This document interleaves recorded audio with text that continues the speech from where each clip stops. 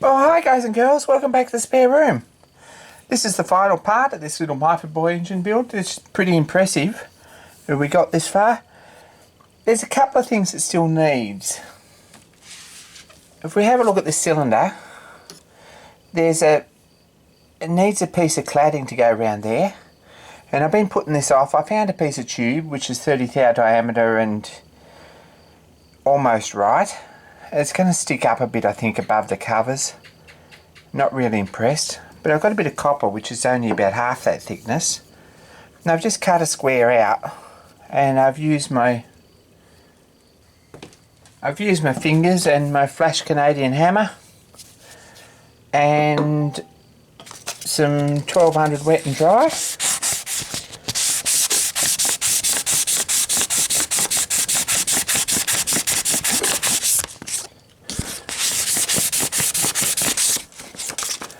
And formed it to a nice fit on this piece of 7/8 copper bar I've got. And that's what we ended up with. If we give that a clean up, we'll see how it fits. Sort of cut out in the side that goes over there, and that'll be a good spring fit on there, I hope. Because this is actually 1 inch. And rather than move the camera out of the way, which I really should do, I think I've got you in the frame here. It's the cylinder lagging, which I'm pretty happy with. The covers hold that in place, and there's no asbestos or anything in it. It's really only to make it look pretty, but pretty pleased about that. Next job is put the covers on with a bit of gasket sealer, get everything running nice. And we need to make a fitting to go in here for the oiler, which is quite a simple part, and put it all together. Next job is to fit all these covers up, and that's not a huge deal either. I've just used a bit of silicone, a bit of this, which is a knockoff of Loctite pipe sealant. It's good stuff. Once it's on though. It doesn't set, it sets hard, and it's pretty hard stuff to get off. Next job is to get this in the right end. It's important. And this is the bottom surface, and this goes in this end, and this needs to be lined up so that the whole three go in. And looking back over the engine build, I don't think they were particularly accurate, but that must be where it goes. I'm going to put while I'm at it, a centre punch mark on that one, just so we know where it goes next time, and run a tiny bit of sealant around there. It doesn't need much, and try really hard not to get any in the cylinder bore.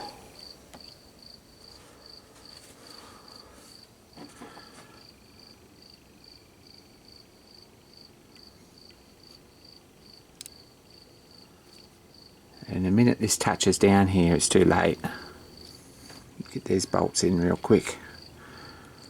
And somewhere here I've got an 8BA spanner for the 10BA nuts. We'll need a 10BA spanner though. We'll just clamp that down nice. And there's still a fraction long there, so I'm going to put that back on the piece of copper tube, and we're just going to give that a good clean up there all the way round so that it's the right length. Slowly, carefully. So, bit of messing around, and 3 or 4 more goes, and I've got that down nice and just zero flush, which will be nice. This goes on here now, and that one's already got a centre punch for the inside mark, so we know where to line that one up. A little bit of sealant, not very much again, and 3 little bolts. And 10BA spanner,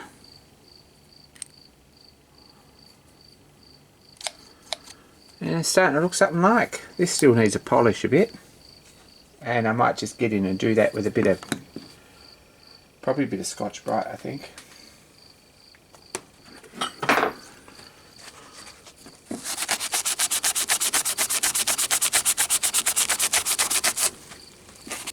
looks a bit antique-y, but that's nice. I like that finish.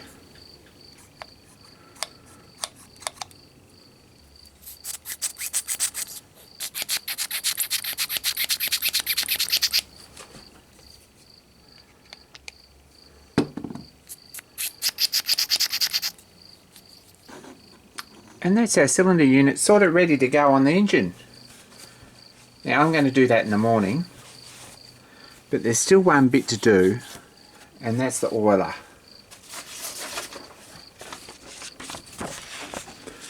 Well, if we have a look here, all it is a little container that's tap 5/16 40 inside and 3/16 40 to go in there, out of round 3/8 brass. And it's got a little lid to go on it, which says it's knurled. I've got a bit of hex there I might use, I think.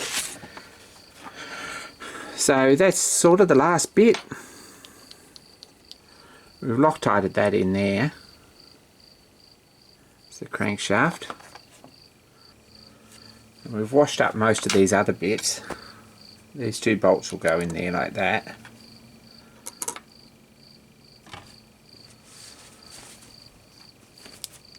There is a piece I made for the bottom, which is just a pipe fitting for a piece of 1/4 inch or 3/16 rubber hose. That screws in the bottom, which is the other side.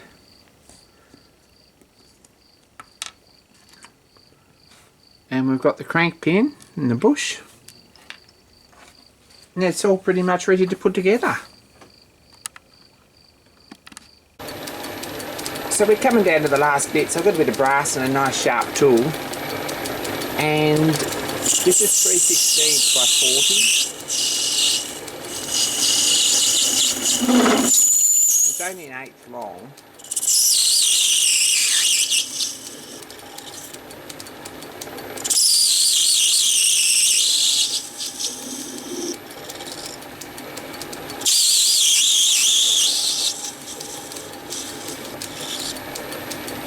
We're going to do what myfordboy says, or did.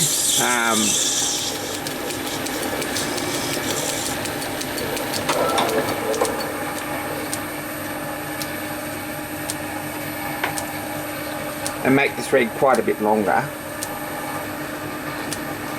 And how's that for guesswork? Did you see that? Very impressed. That doesn't happen very often. So we're going to leave it at that. Run a thread on him. Nice sharp 3/16 40 tap die.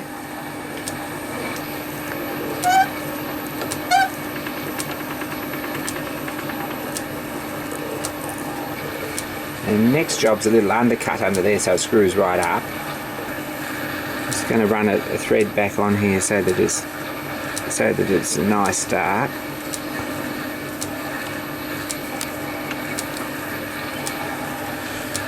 We've got a little thread on the end.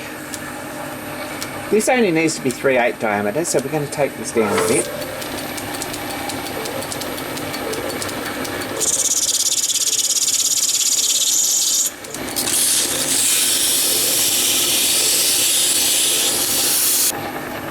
That like that. Make sure everything clears and part him off.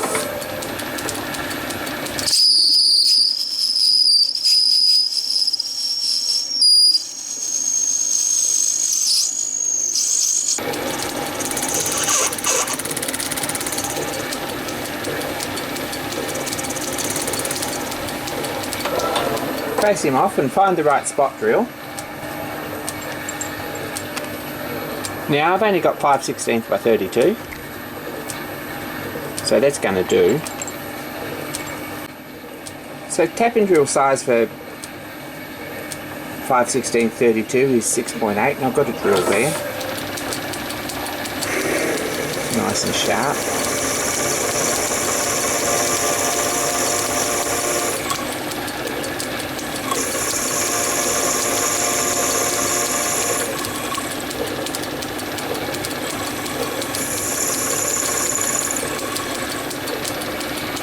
And want it deep enough so we can thread, and not too deep that you cut the end off.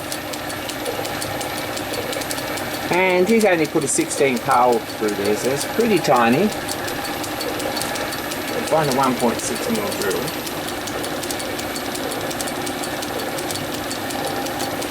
And we'll go right through with that.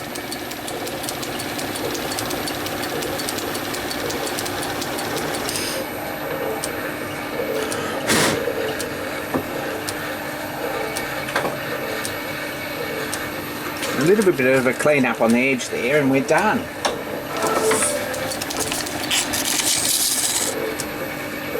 And this is pretty much rinse and repeat. It was a little knurl on it.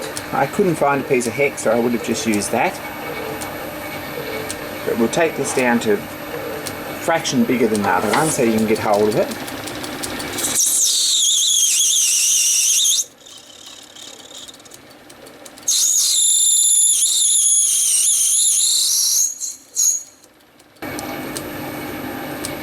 That looks pretty good.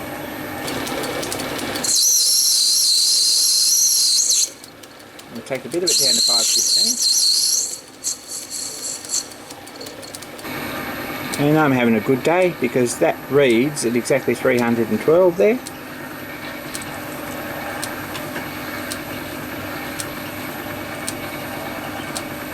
Might go just a fraction longer.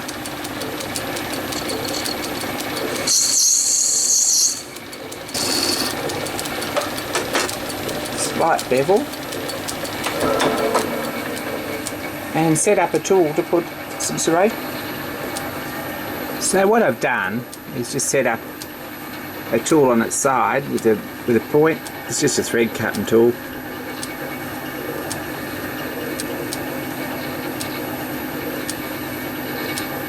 And use the index attachment to run right round the circle.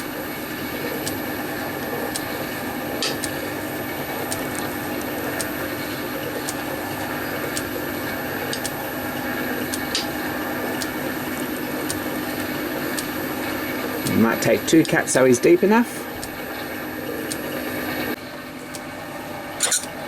There's 24 serrations round there. Next job is to put this in a button die holder.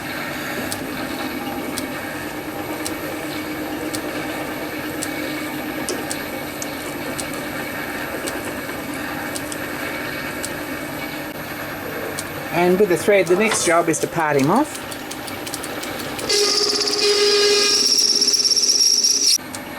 Next job, and last machining job just about, is to take that little piece off the end there. I've put the oiler back in the chuck and screwed the cap into it so that it runs nice and true. And give that a run.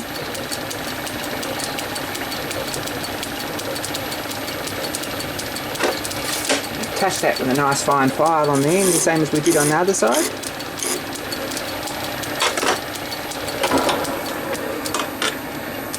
And take him out and have a look. So that's the little oiler, and it's just a little pot with a thread on it there and a lid, and another little thread on that end. So that job's done, and that's the engine complete. We turn the lathe off, and we'll find a little bit of gasket glue and screw on here and screw in, and we'll see if the engine will run. So there we go. That's all together. The new oiler goes on there. And we found some red paint. It's all together and running pretty, turning over pretty sweet. I put a pipe in the bottom for a plastic tube, just for a start. It's going to need a little bit of oil in there. This needs an O-ring on it really, and I haven't got one. I had a bit of a look, and probably at some point this week I'll go and find one. We jury rig up some air fittings to the little air compressor.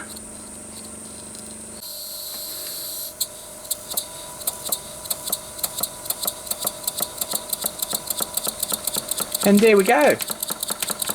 This flywheel is probably a bit heavy for this engine. It takes a little while to get the inertia up to run in either direction, but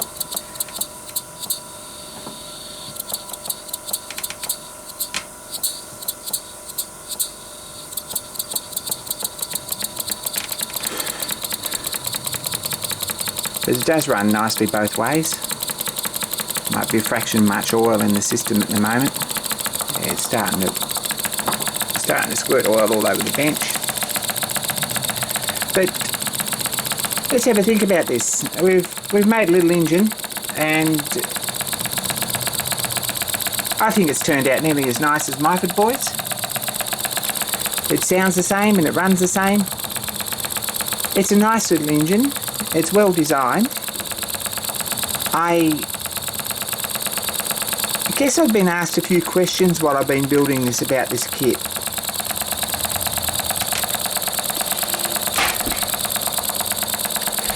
And probably a good time to take the time to sit down and to answer some of them.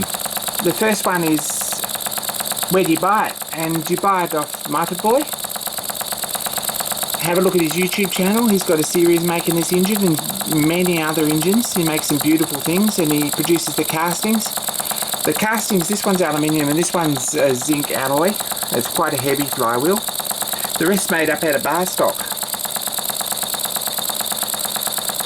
Have a look at his blog, and I'll put it down in the comments section, and have a look at his website. It makes up this pretty little engine. The next question is, would I do it again? And yes, it's a well designed, in places quite challenging little engine. It's certainly something that anyone can learn from, and I've learnt quite a lot from doing it. The castings are beautiful. There was a hard patch in this flywheel, but nothing that was insurmountable, and you've got a fractional little wobble there, but it's nothing to worry about, and it's running pretty nice. That's running on about 25 psi there. As it runs in, it seems to run much nicer. As you crimp in the hose, it's probably down to about 10, and that's where it likes to be at the moment.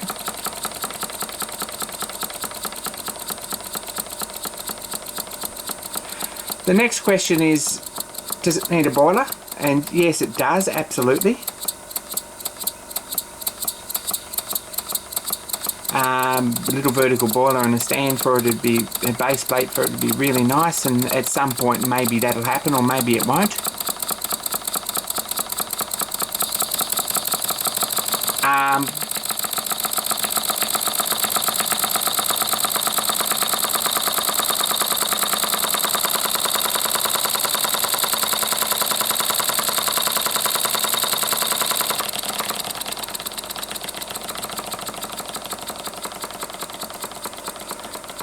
And I guess the big question is, do I need a milling machine to make it? No, of course you don't. I haven't got one, so it went together pretty well with just a lathe. You have to think about some setups, and the base casting was a bit of a challenge. But I'm glad I built it, and it's a pretty little engine, and it runs like a dream, really. There's a bit of a knock there somewhere, but hopefully that'll either fix itself or get so bad that we'll find out where it is. And there's nowhere near running. The oil's still coming out of it dirty, and I'll give it a run there now until the oil starts to clean up, and probably most of the day. And we're on to the next project. So thanks for watching, guys and girls, and more soon. Appreciate your comments and feedback, and everyone who's stood and cheered in the sidelines. There's been some amazing things happen while I've been building this engine, and hopefully there's some amazing things happen when I build the next one. But there will be another engine, and we're pretty well into the design stage of that now, so Be kind to each other, and more soon, and thanks for watching.